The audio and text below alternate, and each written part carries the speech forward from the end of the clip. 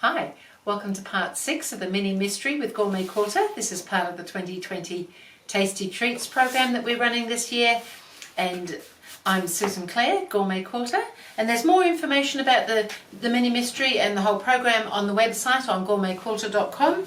So as I said, this is part 6. We're making a mystery quilt, so I can't really show you a whole lot because we're uncovering various bits of evidence as we go along towards this mystery. And we've done several parts, we've labelled everything as we go, we've got some evidence that's already come to light, and we need to delve back into some things and rearrange some of the evidence so that it progresses further. So this time we're going to go back in and we're going to use some of our B2 evidence, and we're also going to use some of our small amounts of fabrics type evidence here. So I've already done the cutting, I've done a little bit of the sewing. So I've already cut from B2 some pieces that we needed, and I've used some over here already, and then I've cut some other pieces, as I said, from these other smaller amounts of extra fabrics. So what I've got here is a small one of these. So we've made one of these before, we made a larger one.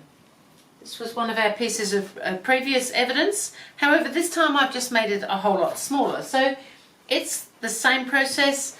We had squares, we've sewn them together diagonally. The only difference being that I didn't do the extra line of sewing because really there was nothing left worth saving in my opinion. So I've trimmed off my corners and I've made up my little pinwheel like that. Now that's not enough on its own, that evidence needs to have a little bit more to support it. So we've got some pieces here that we've cut from the B2 and we're going to pop them on either side, and then we're going to pop one of these on each end of pieces like that as well. So we'll go ahead and we'll get these done so that we can see how this evidence is looking. So we just want to pop this on here. So it's amazing how some evidence works together with other evidence just to make it so that the whole thing comes together in the end and the mystery will be solved. So we can find that we can just pop bits through and do them in a little chain if you like to sew like that, and it just kind of keeps everything together. There's notes, if you've registered to receive the notes on GourmetQuilter.com that give you all the measurements and all the other information that you may need along the way. So we just need to put one on both sides of that, so we'll put one on the other side here.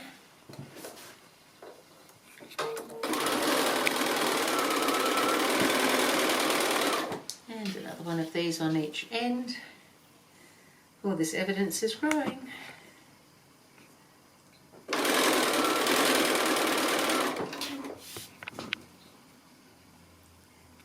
It's great to be able to use up some little bits and pieces as well and bring them in.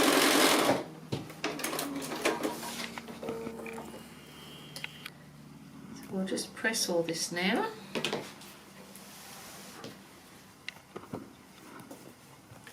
So this one here, I'm just going to press this so that the seam goes into the rectangle because it's got all those little joins in it and it'll want to go that way anyway. And because this seam is going out that way, when we put this one on, these are going on each end, we want that seam to go in so that they'll nestle where they meet here.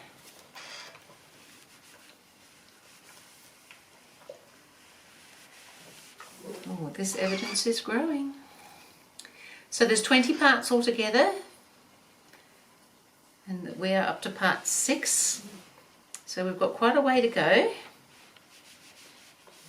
However, it's becoming a little intriguing. So we'll just stitch one of these on each side of this now.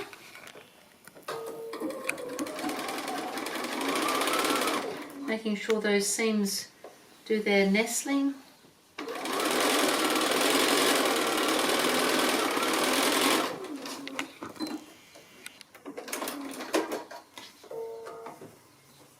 And the other one too. So we're just working with fairly small pieces here, but not so small that you can't manage them. Take your time. And a little bit of care, keep an eye on your seam allowance, make sure that that's sitting nicely for you.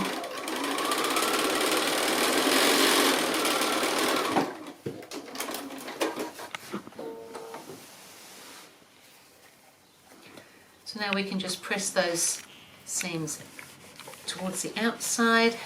Oops.